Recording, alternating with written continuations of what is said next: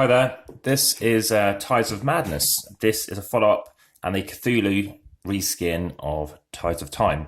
It's a two-player game, and I've been lent a lot of two-player games, and I was running through the rules. Now, some of the wording can be a bit tricky to read because I found some of the way they've underlined things. It's a little tricky, but managed to get there, and I'll just explain to you what you do. Score pad, highest score wins, or person who doesn't die. Being Cthulhu, that makes a lot of sense. What you're doing is you're drafting cards. So these cards have all been sleeved. I think it's kind of readable.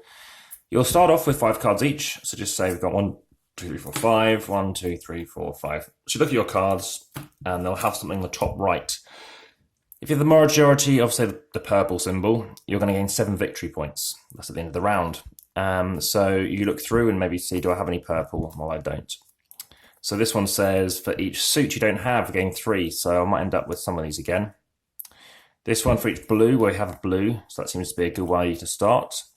So let's keep that card. There's only 3 victory points, but actually majority in blue. So let's take this one, because we're going to risk getting more points. The downside of taking a card like this is you're going to get one of these markers at the end of the round for each card you have. That's fine, but as soon as you hit 9 at the end of round 3, you lose the game. That happened to my opponent. They lost because they took 9 of these things. I think they were 2 points ahead prior to that. But at the end of each round, what you can do is either lose one of these or discard or gain 4 victory points. We can't do them in round 3 because that happens first. So we're going to say take that. So they won't see what we've done, but now they look at these cards, and again, they have majority in those, so they're confused in terms of all of those things. That's a risk. I did manage to get it once. So yeah, actually for round 1, I'll show you why that could be good. You take that card. So again, interesting kind of artwork on the back. It seems a bit nonish in a way, to be honest, bright colours, considering it's a dark theme on the other side. So they take that card. You then pass your other cards across, and then have a look. So just focusing on this player, they're looking for majority in blue. So they've got 1, and they haven't got any at the minute. So now let's hammer that down and hopefully get a purple back. So we continue until the end of the round, and then you see if you do have the most, and then you do the score pad initially on there. But firstly, oh dear, you take another one of these. So say they've got the most, like I say, they can discard 1 or gain 4 victory. Based on that first game, I think they will just discard, just to risk it, not risk it. And also, that seems quite a good score anyway.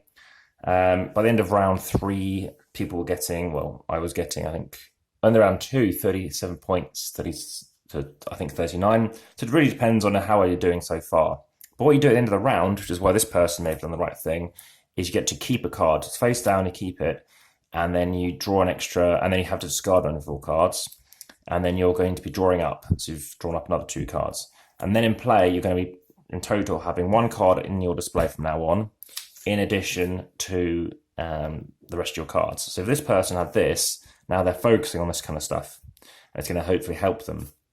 The downside, of course, is your opponent can see, well, they definitely want all of these things. They're starting to play stuff. They've already discarded a green. If I get a green, I really must play a green. So you're hoping to stop them getting 13, which I said I managed to get my first attempt. So that continues, and that's the end of the game, really. It's a short game, 15-odd minutes, and yeah, I generally am not a big fan of Cthulhu games because of some of the luck. I like the kind of the madness element to this with these tokens, but I'm not really won over as a game to play. But it's light, it's simple, and if you're looking for a 2-player game and you want something more than just the straight-up victory points, I can see why, choosing between something which could be good and getting that madness is as a different kind of thing. I'm pretty sure they don't come in this bag either. Whilst I'm here though, I will weigh the game. It comes with a pencil as well, which is handy, just to make sure you do that. And yeah, 1 second, I shall be weighing the game and I'll get an answer for you. Okay, so if you're interested in Tides of Time, it's a light game, 245 grams, so easy to transport, and about a tenth of the weight of Legends of Andor, with all the bits I'm taking with it on Tuesday, tomorrow. So That'll be Legends of Andor.